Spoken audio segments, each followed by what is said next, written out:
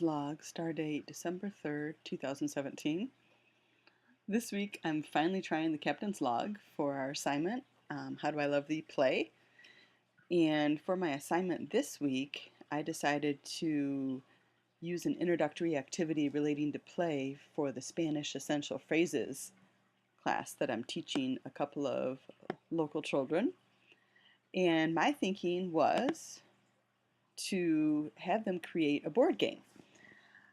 So as an introduction to the material, I would ask them to get out paper and pencils and create a board game using the Spanish phrases that they already know as an introduction and kind of a review.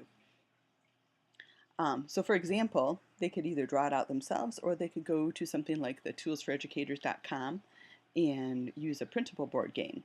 And the board game that I'm using as my example is actually from an English.com, a language website. And let's see if I can pull this up while I'm recording the screen. So here's the actual board game. I chose this because the boys that I'm teaching love anything to do with space and aliens. So this is a cute little board game that they can use. They'll probably use a dice or maybe a couple of coins that we flip to have them move their spaces. And then this game set that's free to print comes with these blank cards that you can fold in half, write the clue and fold it in half.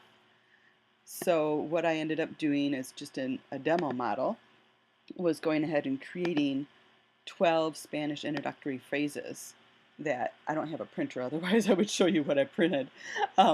But I'm going to be printing these on Monday and trying them out this week with the boys.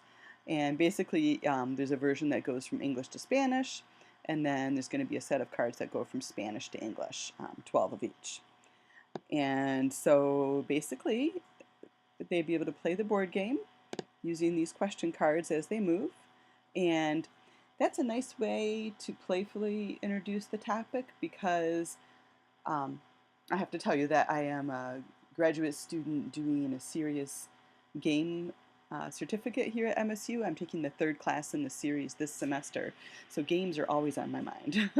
And for 10-year-olds, I think board games are pretty well known. It's a familiar way of playing, so tying this into Spanish introductory phrases seemed like a good idea. So we'll see how it works with the boys. To answer the other questions that you have for us this week, let me just go back to the page. The questions are, A, what's my understanding of the cognitive tool of play?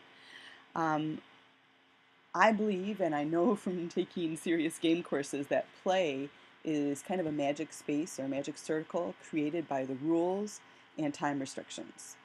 So players enter into this magic space, this magic circle, by agreeing on the rules and agreeing that the time that they will play together. And that restriction actually makes a really creative zone where people feel free to play and experiment. It's a really wonderful psychological effect that happens with play. So that is my understanding of the cognitive tool of play. My introductory activity, the Spanish Essential Phrases board game, it's playful because it's a game. It's a board game, kind of a classic, thousands of years old worldwide tool for playing. It's meaningful in a few different ways. I think the board game is going to be meaningful because it creates, especially if the children draw this themselves, it creates a way for them to review what they already know, so their brain is primed to learn Spanish because they've reviewed what they already know. It also lets the teacher know what they already know in Spanish phrases if they go ahead and create the game. So I think it's meaningful and worthwhile. Let's see why I developed the activity I did. I think I've already answered that question.